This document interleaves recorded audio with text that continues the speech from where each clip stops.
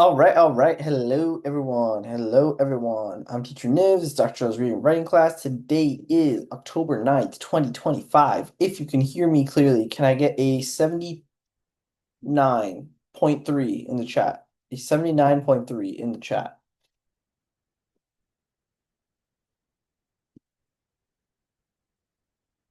71.3. That is concerning. 79.676. Oh, 6-7. I know what this is. This is that meme that's trending with all the young people. Is that it? Was I correct, Ethan? Okay, nice. Um, okay, great. Let's get started. Um, okay, turtles all the way down. Has anyone read this, by the way, by any chance? No? Okay. Can I get Melinda? Melinda, can you read this? John Green, the acclaimed author of Looking for Alaska and The Fault in Our Stars, returns with the story of shattering, unflinching clarity in this brilliant novel of love, resilience, and the power of lifelong friendship. Uzzah Holmes never intended to pursue the disappearance of fugitive billionaire Bristol Pickett. But there's $100,000 reward at stake, and her best and most fearless friend, Daisy, is eager to investigate. So together they navigate the short distance and broad divides that separate them from Pickett's son, Davis. She is trying to be a good daughter, a good friend, a good student, and maybe even a good detective, while also living within the tightening spiral of her own thoughts.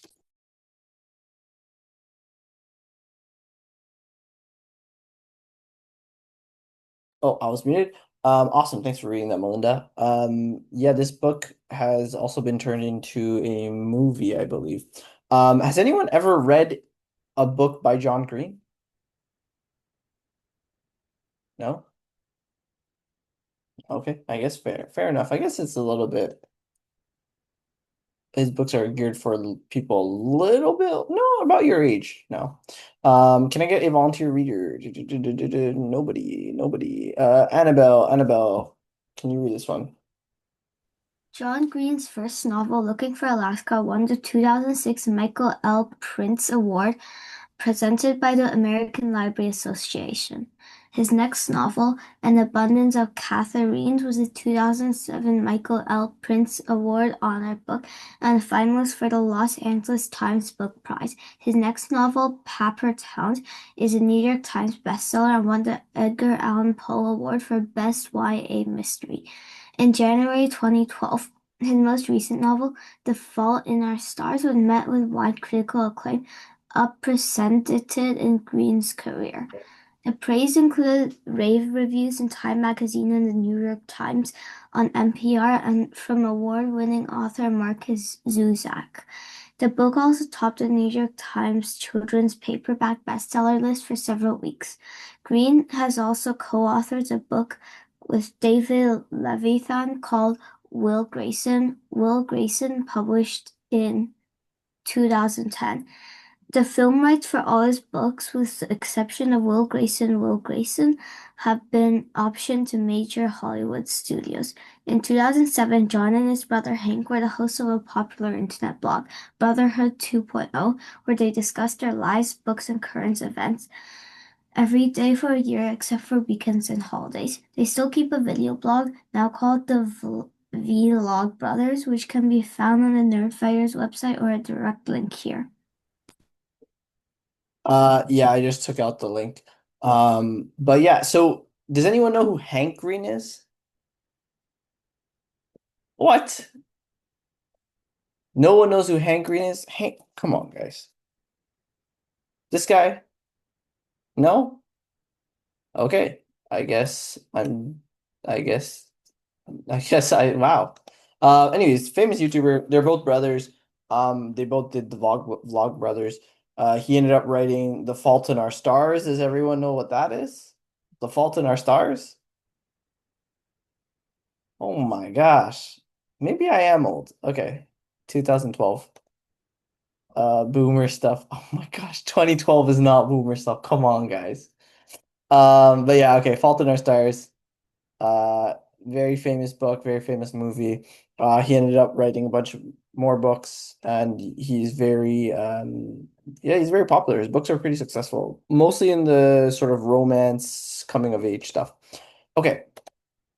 Anyways, here's a quote. The only way out of the labyrinth of suffering is to forgive. So, I want you to analyze this quote.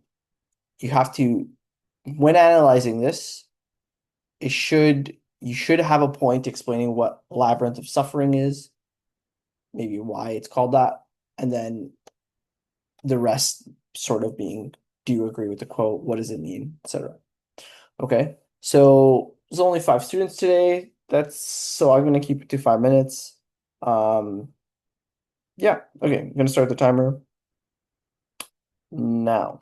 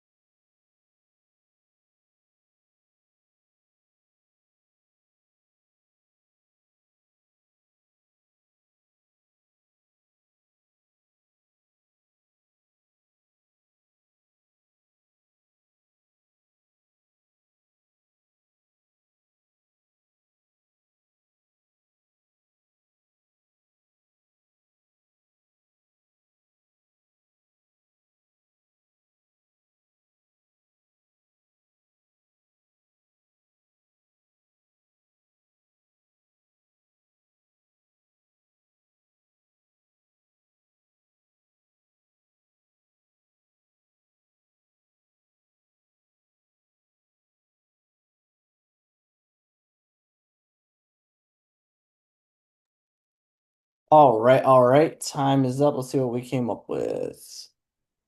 All I see here is a message from Russell saying that is when dinosaurs lived. All right.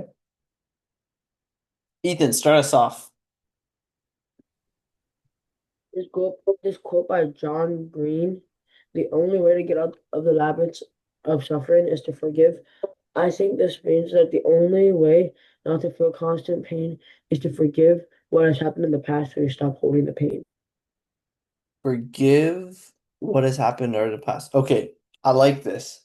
So firstly, I like the general structure, but my issue here is this sentence is not a complete sentence. This quote by John Green, what's the sort of point of the sentence? There is no point. You start with this quote. You could say this is a quote by John Green, or John Green said blah blah blah. But if you say this quote by John Green, and then you end the sentence, there's no complete thought. So it's not a complete sentence. So that's one thing.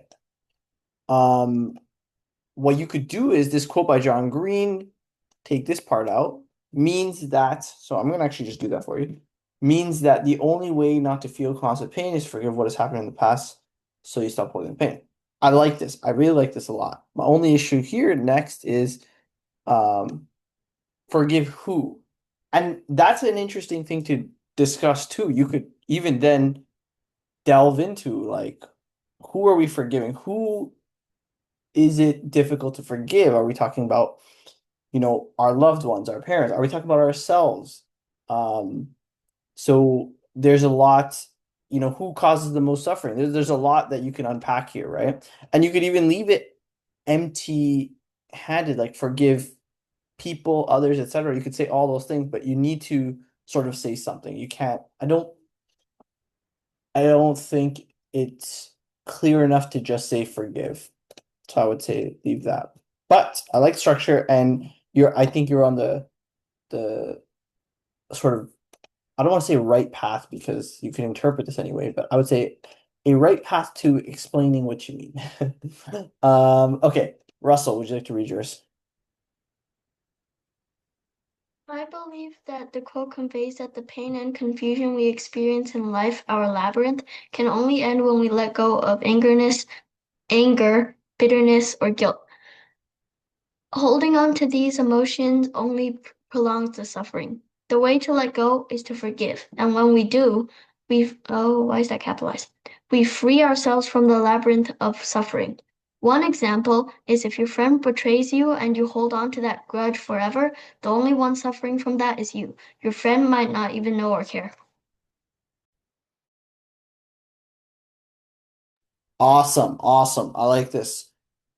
So, I like the use of the quote or sections of the quote directly in the response. It's always a good strategy. You can use that that's a very good strategy to use in your like essays and things like that in your classrooms. So keep that in mind.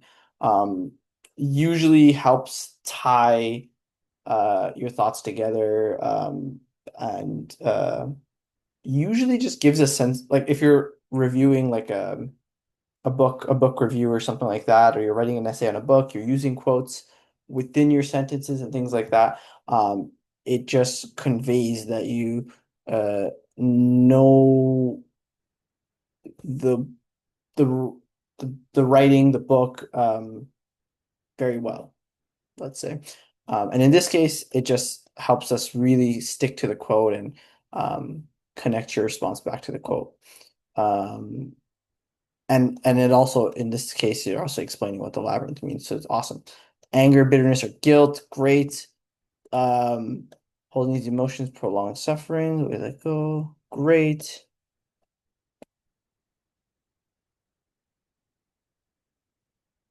So you actually don't need to use it twice here. You can choose one or the other. They're both really good. You don't have to use it twice. It's not necessarily incorrect. All right, one. example. Your friend might not even know her. Okay. Great. Fair enough. Okay. Austin, would you like to read yours? Thanks for that, Russell. It's really good. This quote by John Green means that the best way to get out of sadness and pain is by helping others. When you give kindness, support, and love, it helps heals your own heart too. Interesting. So you sort of took it another step further and said, not only do you forgive, you then give to others. It helps heal your own heart too. Okay, so I do like this. Get out of sadness. I like how you say get out of sadness instead of get rid of sadness. It's like sort of sadness is a state of being.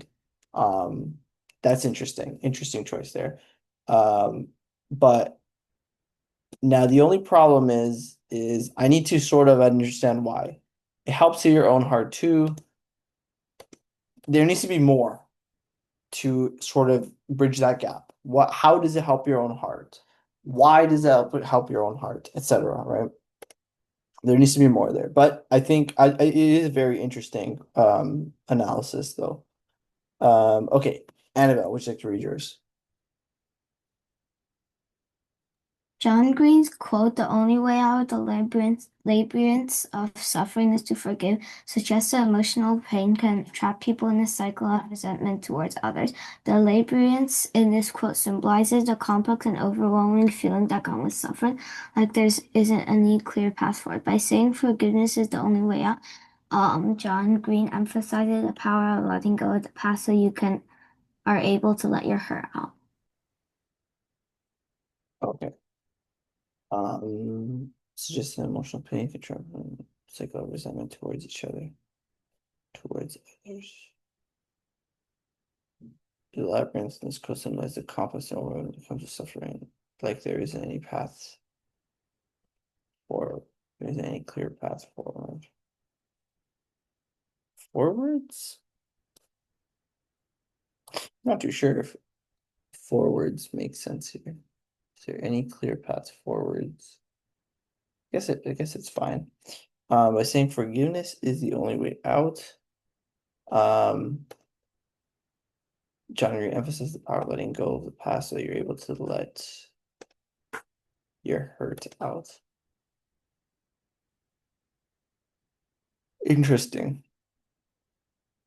I know I really like the structure using the whole quote. You don't have to do that just because for the sake of the class, like I only give you guys 5 minutes to write, so I don't ask that you write the whole quote, but it does help your response if you do, I guess. Great explanation. Great. I really like this. There isn't any clear path forwards. And then yeah, really good job, Annabelle. Nice. Okay, let's take a look at Melinda's. Melinda, you don't have to private message me. You can just public message me because it all goes in the on screen anyways. Melinda, would you like to read yours? The only way out of labyrinth of suffering is to forgive means to stop feeling pain is to forgive the person who hurt you. I agree with this because forgiving helps you feel like a good person and makes peace with the person who hurt you.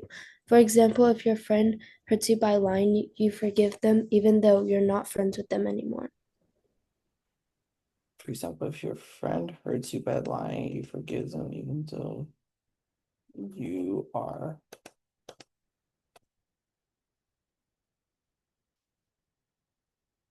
not friends with them anymore.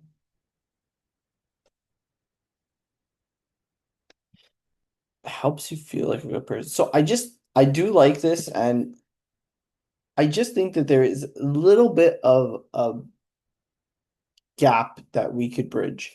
Like it makes you feel like a good person, makes peace with a person who hurt you. I think we could take that a step further. Like, why does it make someone feel like a good person. And I think that's where the interesting responses, can come from. I think there's a bit more here that we could investigate. Means to stop feeling pain is to forgive the person or you. I do like the overall analysis right here. I think that's great. I think that's perfect in my opinion. I agree with this because forgiving helps you. Although I will say that I have had professors who say do never start a sentence with a quote because it throws off the reader. Now, you can interpret that any way you want, but especially if it's the start of like an essay or something like that, you shouldn't do that. And this case is a little bit different. You're answering a question. It's a little bit different, but just letting you guys know, in your like essays and things like that, try not to start sentences with quotes. Or you can like do like a semicolon and then quotes or colon and then quotes, things like that. But avoid starting sentences, especially paragraphs with quotes. Keep that in mind. I agree with this because forgiving helps you feel like a person and makes peace. Okay, so this next thing. I agree with because forgiving helps you feel like a good person. Forgiving makes peace with the person who hurt you.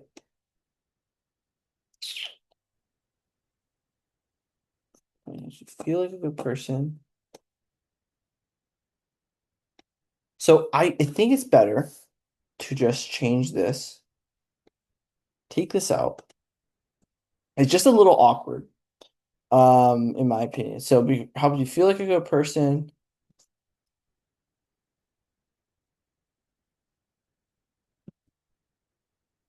As you make peace with the person who hurt you. So these are two separate things. I guess making peace and forgiving, you're treating it like two different things, and it makes you feel like a good person as you do it. Great. Yeah, I think I like this. Why would that sort of make you feel like a good person? And I think the main idea of the quote is sort of that why is like why is forgiving so good? Is it to make peace? But is there also, getting rid of your own suffering? Is suffering caused by just that resentment, etc.? Okay, let's keep going. Vocab of the day. Let's get any volunteers. Russell. Avarice, noun, extreme greed for wealth or material gain. His avarice drove him to betray even his closest friends for a handful of coins. Nebulous, adjective, unclear, vague, or ill-defined. His explanation was so nebulous that no one could follow his point. Trepidation, noun, a feeling of fear or agitation about something that may happen. With a sense of trepidation, he opened the envelope that contained his exam results. Equanimity. Equanimity. Noun, calmness and composure, especially in a difficult situation. He handled the unexpected news with remarkable equanimity. Vacillate.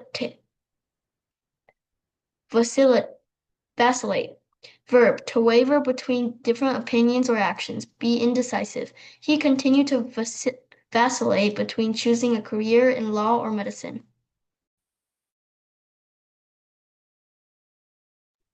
Awesome. You guys know the drill. Write one paragraph, or if you want to challenge yourself, one full complete sentence with all the words. 3 minutes. Starting the timer now.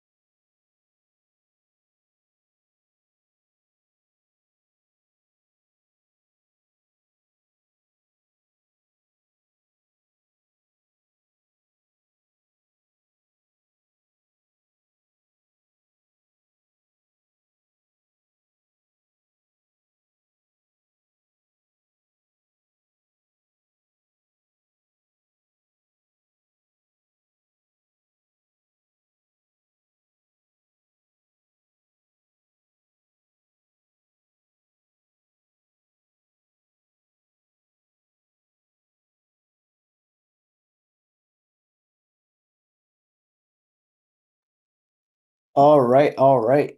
Time is up. Let's see what we came up with. Their quotes. Russell's response. All right, Russell. Keep us going. Bob had a huge avarice that even made George, who normally handled situations with equanimity, to follow into trepidation and vacillate about the nebulous decision of whether to continue the friendship or not. Awesome. Okay, so he had I think the E from my George teleported to had. nice. They even made George normally had a situation with equanimity. George. I think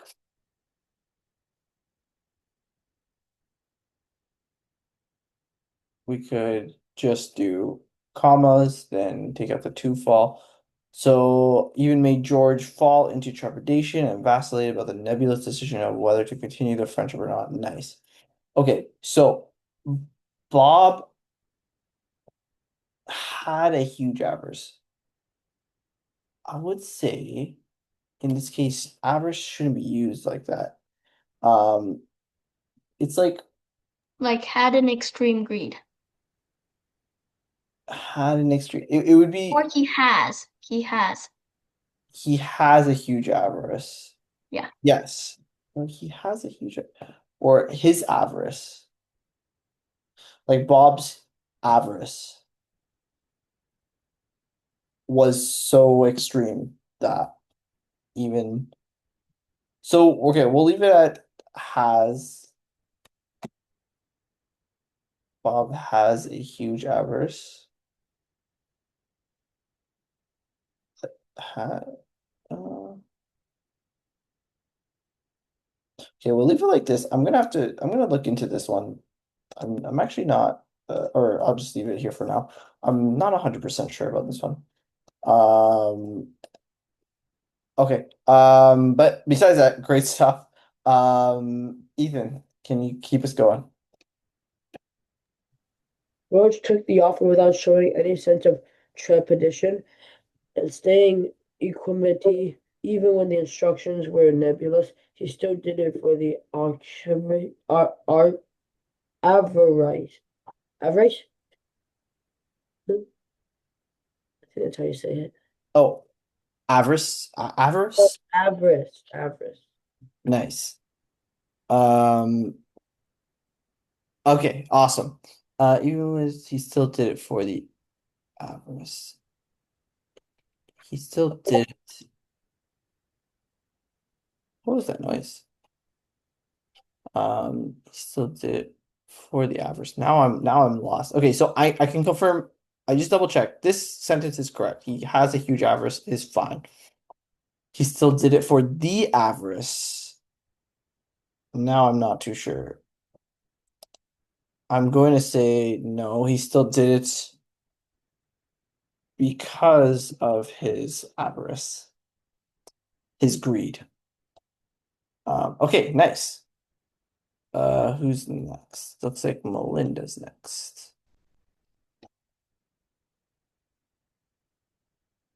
Oh, we have another person using Bob. Might be a war zone here. Melinda, would you like to read yours? Dom's avarice made his focus only on money, even if it hurts others. His ideas were nebulous, so no one really knew what he wanted. People felt trepidation working with him because they didn't know what he will do next. Although he acted with equanimity, he would constantly vacillate, changing his mind from one plan to another.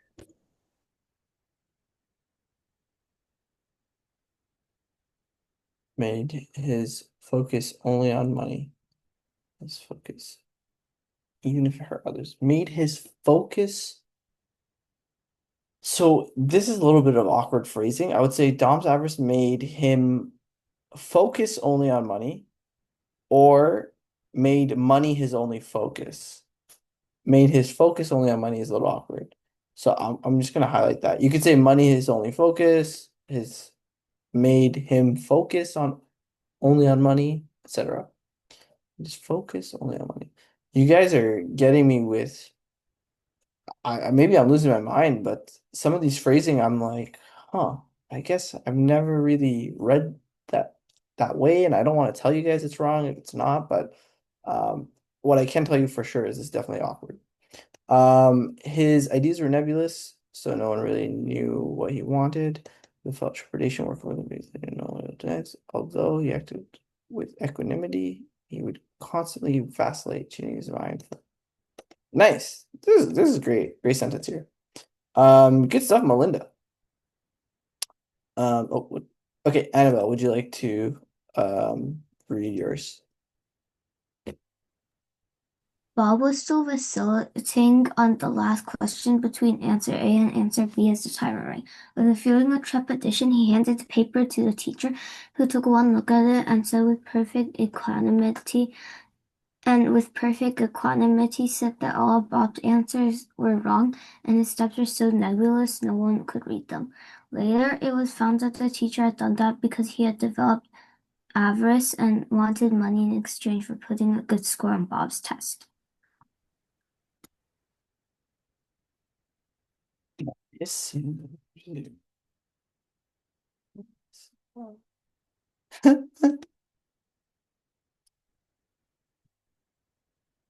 Good job. Great paragraph there, Annabelle. Nice.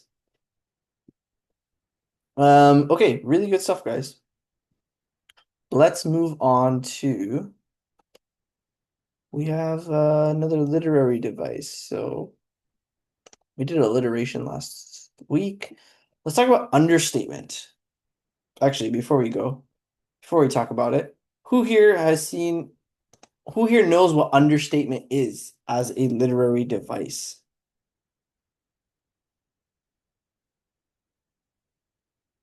Anyone? Actually, let's do a quick activity before we go. Put in the chat, name the words here that you are familiar with.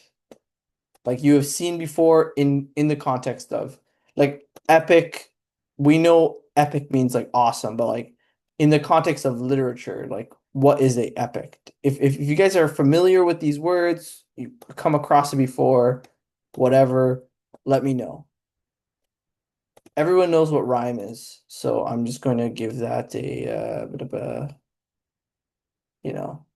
everybody knows. All right, that's a silly one. We don't need.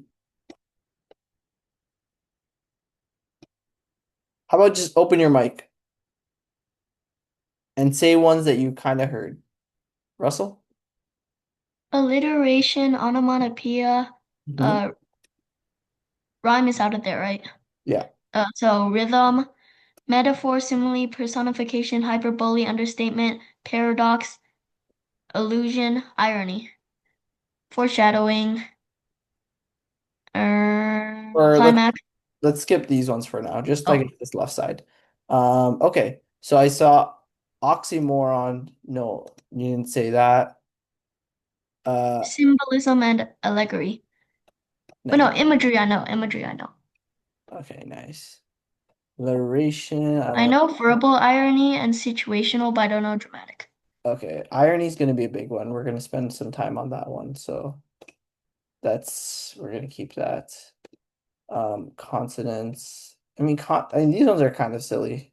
Or not silly, like consonants is just like using the same consonant over and over again. Meter is like very similar to that.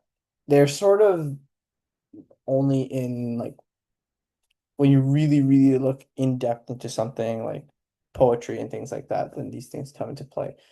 I think figurative language, these ones are the most important. Then some of these are pretty important later on too. Max, okay.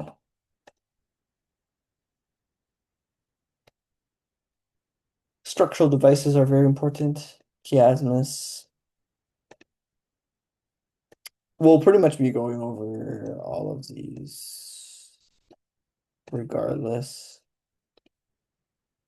Motif, theme, and denouement for sure. Okay. We'll keep the rest later. We'll still be doing all of these as well, to be honest, but these ones I'll just put in yellow because we're gonna go over, but I'm sure you guys are familiar with what metaphors and similes are. Or if you're not, that's totally fine too. Okay. Let's go to understatement. Understatement. Can I get a volunteer reader? Austin, can you read this one?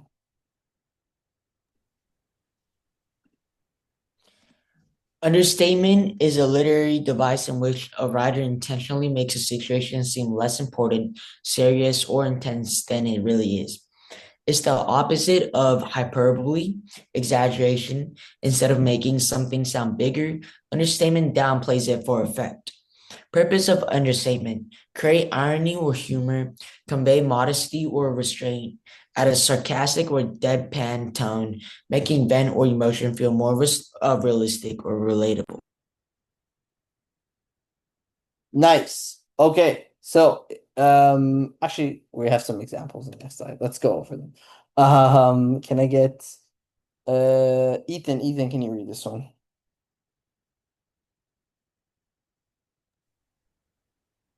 Famous examples of understatement from Shakespeare, Romeo and Juliet. After being fatally wounded, Mercutio says, "Aye, a scratch, Mary, 'tis enough." He calls his deadly wound just a scratch, which is darkly humorous and ironic. Number two, Mark Twain, report of my death are greatly exaggerated. Twain downplays the rumors of his own death for comedic effect. Number three, everyday examples. After getting drenched in the storm, well, I might be a little wet. After acing a tough exam, it wasn't too bad. These underestimated sounds casual, but are clearly downplaying the truth. Awesome. So, understatement is when you understate something. Something that would naturally bring about stronger emotions, and you state it very simply, very underwhelmingly, minimizing the severity of the situation, whether good or bad, as much as possible. That would be understatement, right? So before we go into it, why would anyone ever use understatement? What could you're reading something, something is stated, like something crazy is going on, and someone states it very plainly, very minimally. Why would anyone do that? Why would an author do that? Why would a character do that, etc.? Russell says comedy. That is a big one. Comedy is a big one. A lot of times you'll see it in comedy. Anybody else? Developing character of toughness. Ooh, that's good. That's true. That's a good situation. You see that situation a lot.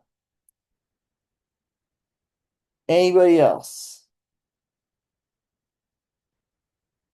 Give me hypothetical situations.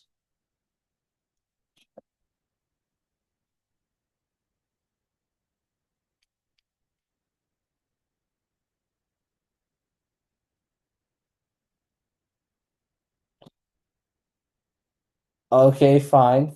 We'll leave it there. We'll go. Okay, why it's effective. Can I get Annabelle? Annabelle, can you read this one? Why it's effective. It can make serious moments more striking through contrast. It often signals wit, sarcasm, or irony. It can soften emotional intensity or make dialogue feel natural. Device.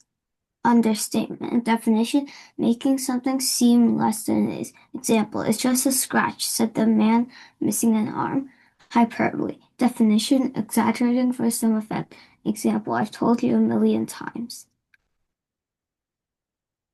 Awesome. Okay, so obviously hyperbole is the exact opposite of understatement. Both are literary devices that are used in a lot of things. Hyperbole pretty often. You'll probably see that more often. Okay, now here's a quick activity. Write your own understatement for one of these situations. So write a short paragraph, I'll give you guys like 3 minutes. Here are some examples if you can't think of one, or you can come up with one on your own and write an understatement as an author. Actually, no. Yeah, no, as an author, write an understatement, a situation where you, as an author, you make a statement that is understating the situation. Okay, so I'm gonna give you guys 3 minutes. Let me just actually write this down. 3 minutes. Starting, or why did I say starting? Why did I write that out? Okay, starting now.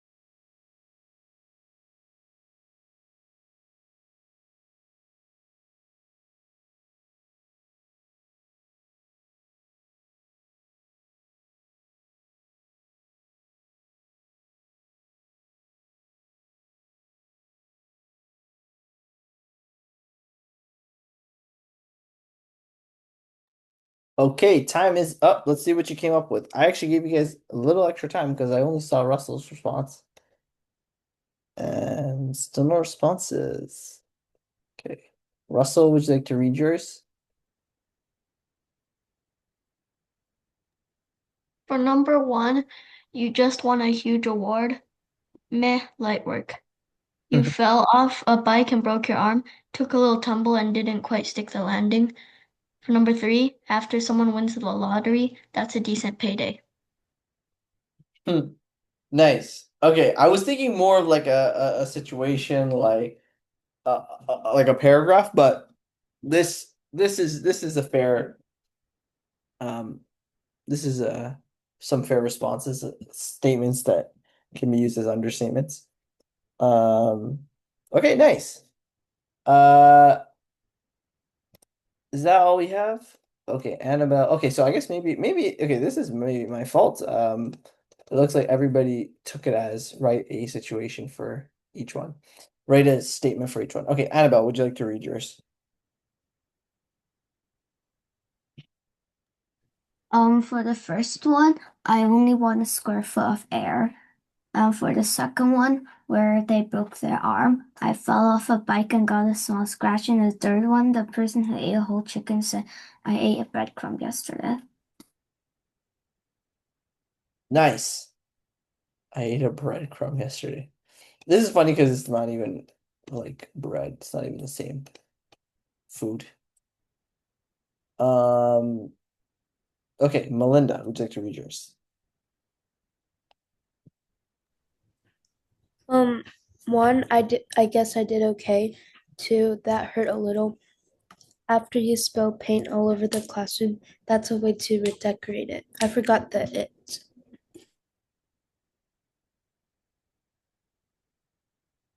Nice. Okay, nice. That's a way to redecorate. This is a very common one. Like when someone does something crazy, be like, that's one way to say that. You see it in movies a lot too.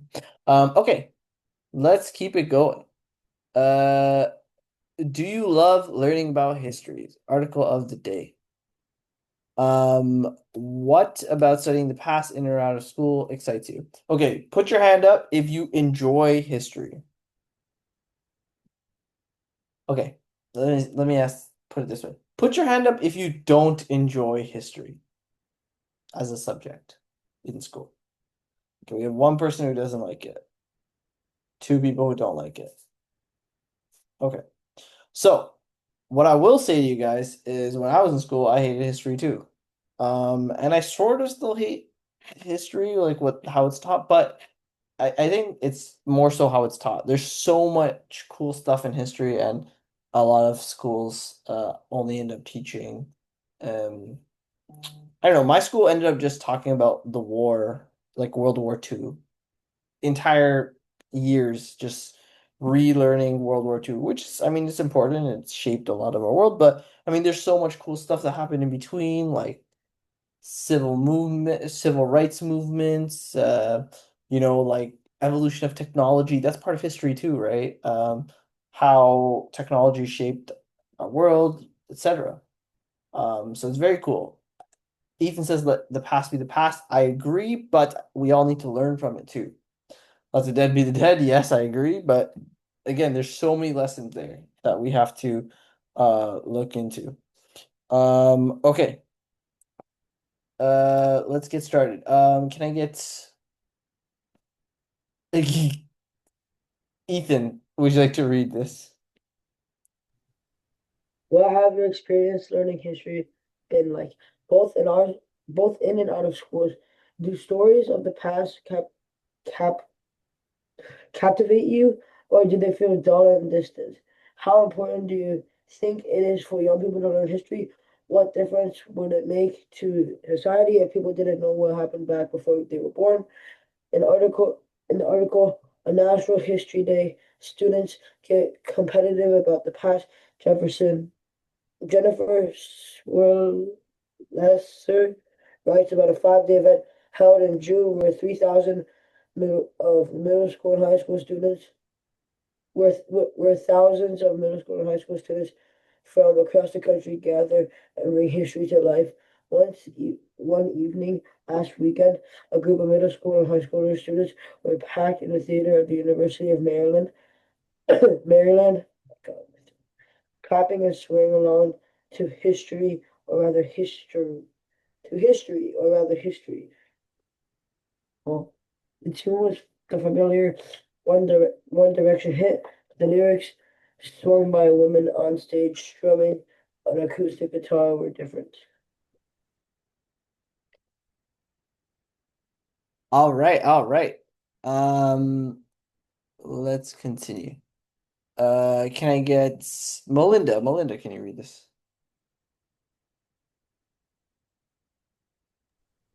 Learning about history is worth your life, or worth your while, she's saying in National History Day teaches it with style. History's going strong, history's holding on thanks to NHT. Word kids have the National Spelling Bee. Aspiring Steve Jobses and Mary Curies have Math and Science Olympiad. And then there's National History Day, which every year brings together some 3,000 students to compete for medals and generally celebrate the nerdy, exciting, and these days controversial practice of studying and talking about the past. The 5-day event, which ended on Thursday, blended footnotes with sometimes intense theater kids energy. For many, it was a chance to meet people from across the country and around the world and let their enthusiasm run wild. Caleb Ice, 13, a seventh grader from Nashville, Indiana, he said he had started participating in National History Day 2 years ago after moving from a part of the state where anything that was in sport was shunned. Awesome. Okay.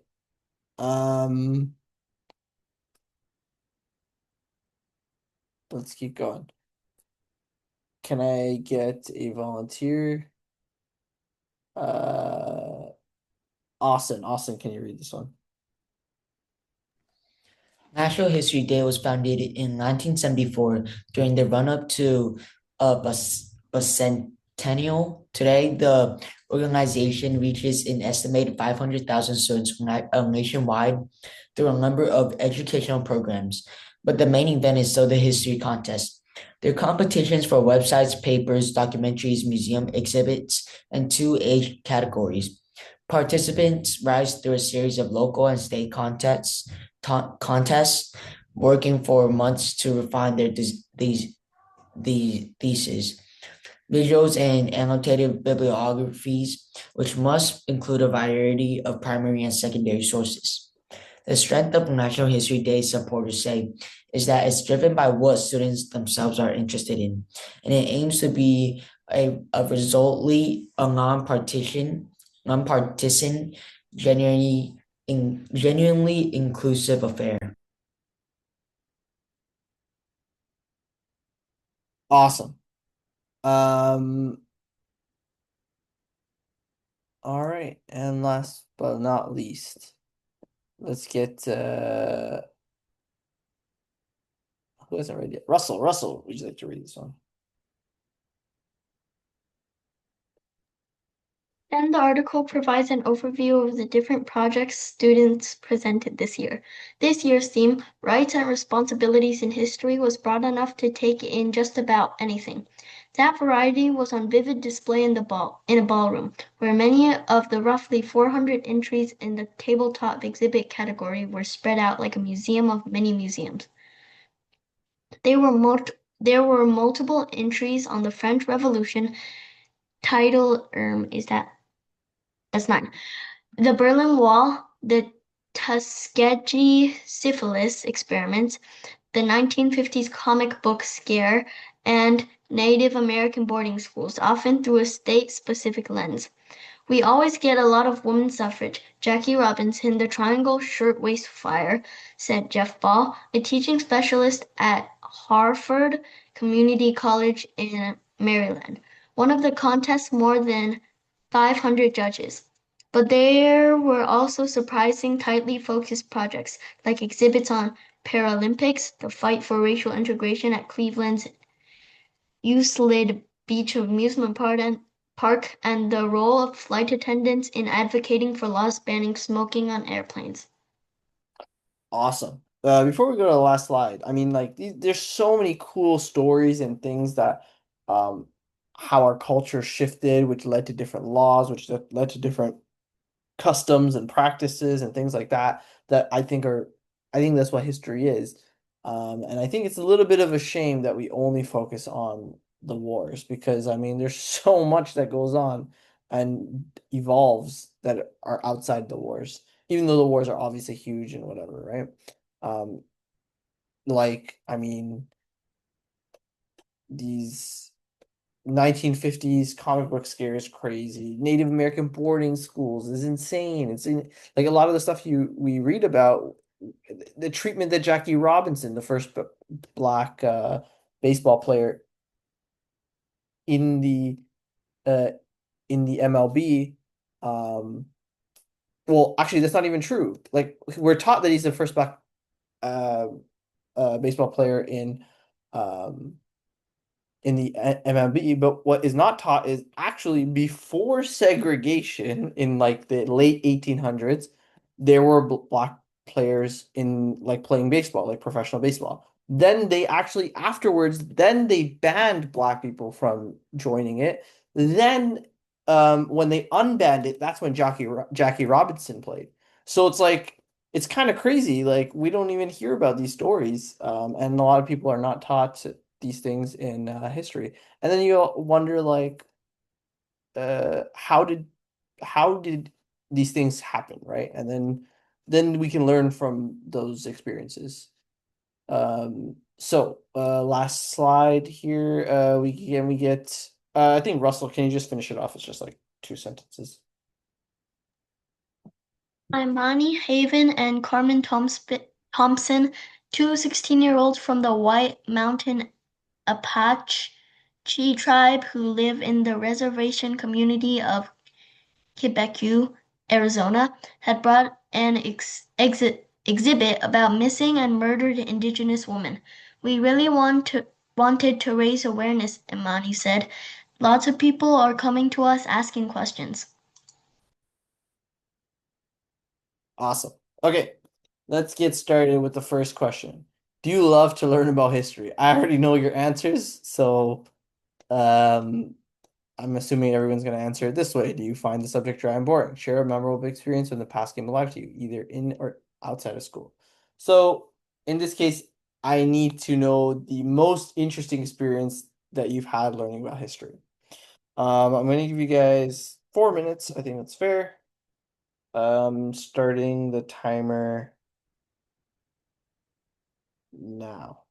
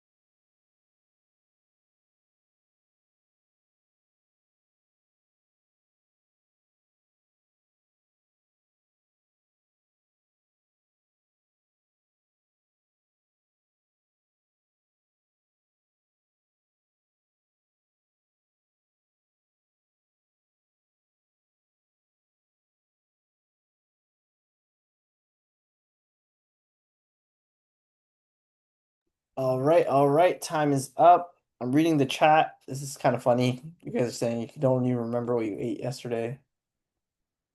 It's kind of fair, but also that's not what history is. History is more than that. It's about learning how our culture changes and why it changes. That's my hot take.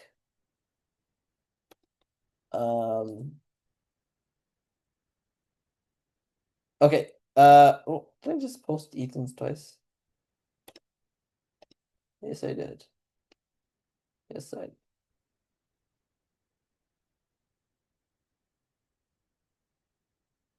Okay, Ethan, would you like to read yours? I typically think history is dry and boring because the information we're taught is repetitive. More wars, yay. Like, I don't need to hear about people dying during the war to a gunshot or a disease at the end of my school day.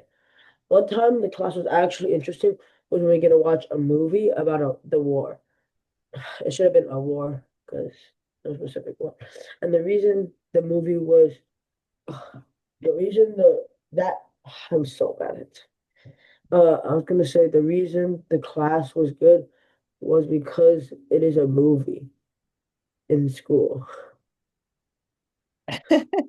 Okay, so I really think it's dry and boring because remember, cause without the B, it's cause, and that's a totally different word. In speech, it's different. In writing, it's different. So this is crucial because the information we were taught is repetitive. Period. This is a totally different full sentence, right? More wars, like more wars. Yay. How do I'm actually not, I think informal writing I'm not very strong at. It's something you're not really taught. So there's no way to do it correctly, I guess. Um I don't need to hear about people dying during war to a gunshot disease. Okay, fair enough. Okay, Russell, would you like to read yours?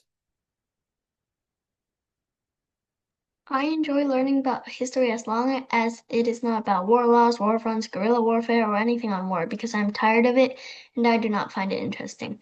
Right now in school, we are on a unit about how ancient humans got to every corner of the world and how genetic evidence proves that, and find that extremely interesting.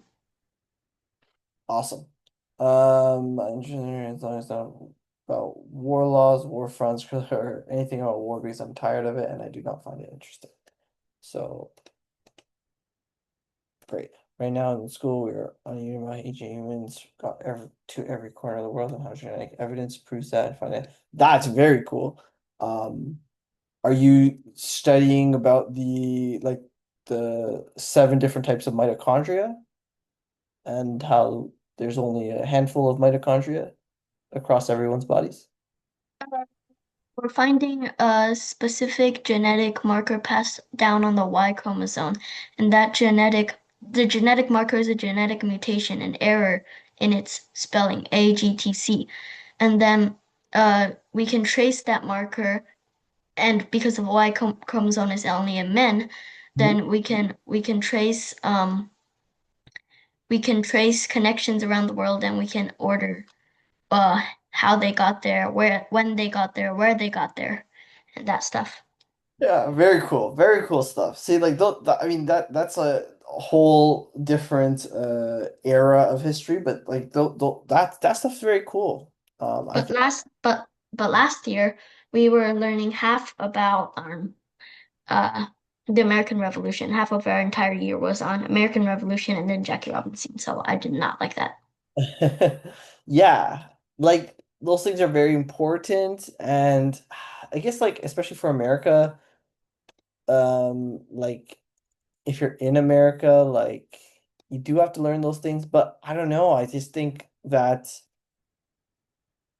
there needs to be a little bit less time spent on that and more about world history, especially in America too, actually, because American history, American students generally don't really know about the rest of the world, generally speaking. Depending on where you are in America as well. Um, okay, Annabelle, would you like to read yours? I find history one of the subjects I don't like but don't hate either. I don't have any specific feelings about it. Whenever I attend history class, I just plop down in my seat, stare at the whiteboard, and listen to the teacher drone on about discrimination and stuff like that. One interesting moment in class was when we studied how people came to America. Apparently, there has been many debates and conclusions on when people moved to America.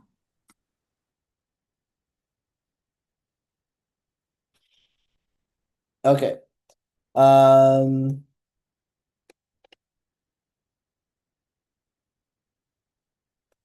that's very cool.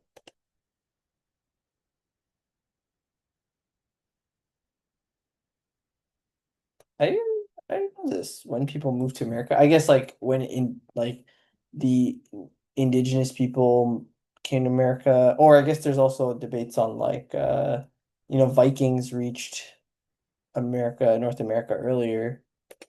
Yeah, that's very cool. See, stuff like that. Awesome. Very cool. Awesome. Would you like to read yours?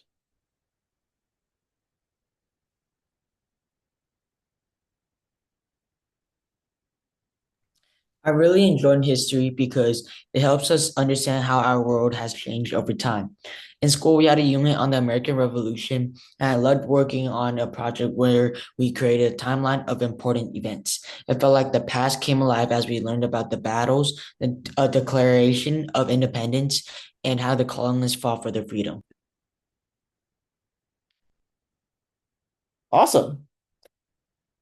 Okay, so you enjoy the battles and learning about the battles too. That's good. Like if you can enjoy that, then it will be a bridge to the rest of history. A lot of people just sort of check out of history classes early on, then they never care. Um, awesome. Okay. We'll do one more question. Okay. Let's do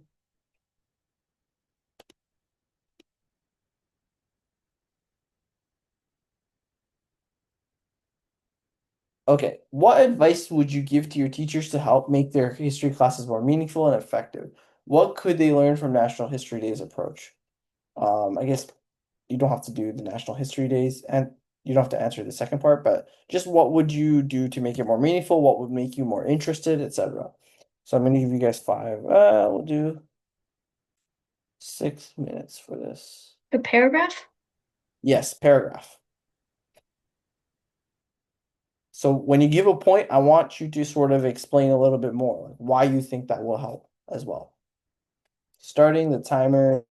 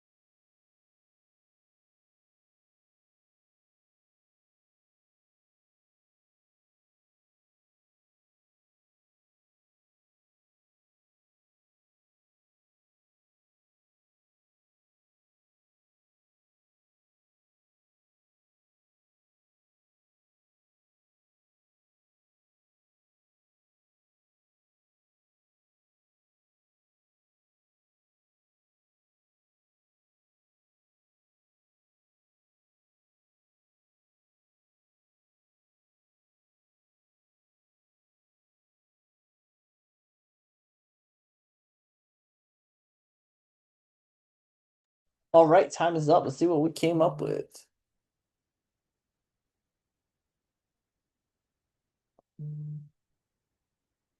I did not see all these responses. Sorry. Okay, let's.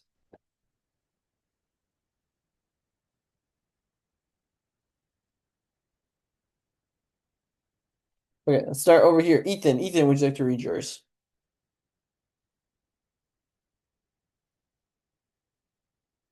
Ethan?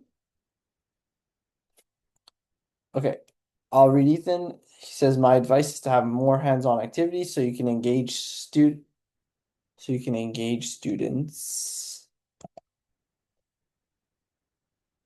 to actually do their work. This is full stop, full sentence. I also think that having more topics other than war is very necessary because it gets too repetitive and most people don't want to hear about people dying at the end of the day. Nice. Ethan, don't worry about your mic, it's okay. Russell, would you like to read yours? If teachers in the US spent less time focusing only on American history and more on world history, students will gain a better understanding on how global events and cultures connect. Learning about different countries' perspectives could help young people see America's place in a larger context. This broader view might also encourage a sense of united humanity that goes beyond national borders. Teachers in world history, great. I like this. This is amazing. This is amazing. We're all on the same planet. This is great. Great stuff.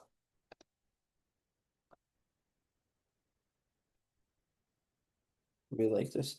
Okay, Melinda, would you like to read yours? They should be talking to They should be talking to us and explaining every detail of what's happening and entertaining us instead of showing us videos on YouTube. Teachers can learn from National History Day by giving more projects using real stories and connecting history. This might help the students enjoy learning and remembering it better. Interesting. Interesting.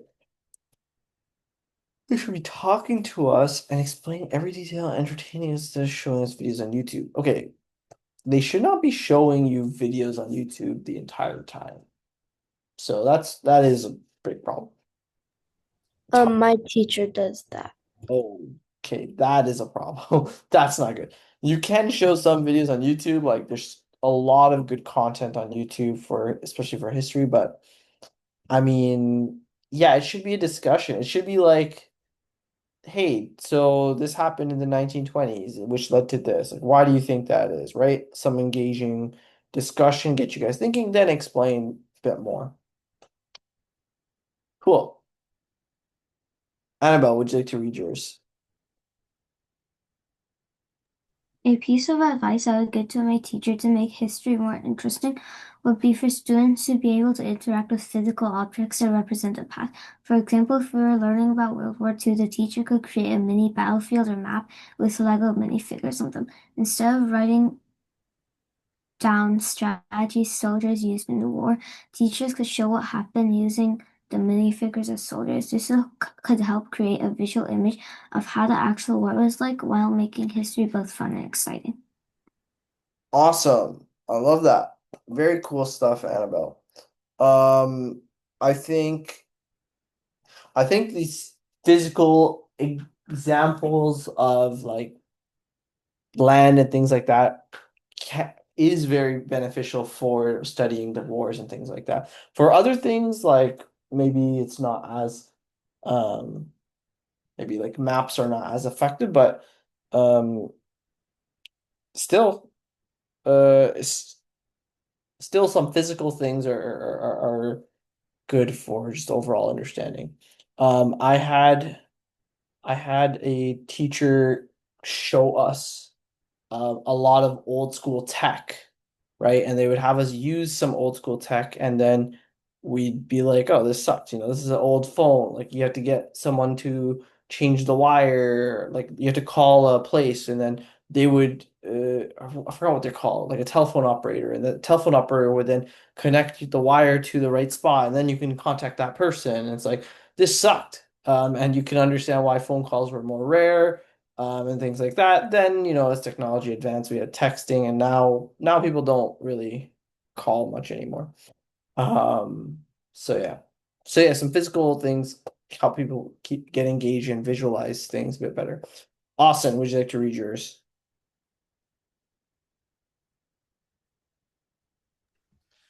To make history class more interesting and meaningful, teachers should use stories and personal experience from the past.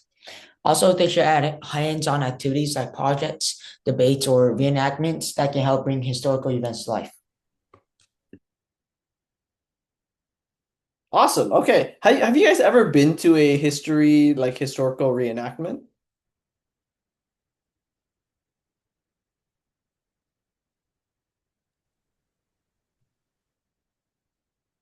No? Yeah, no.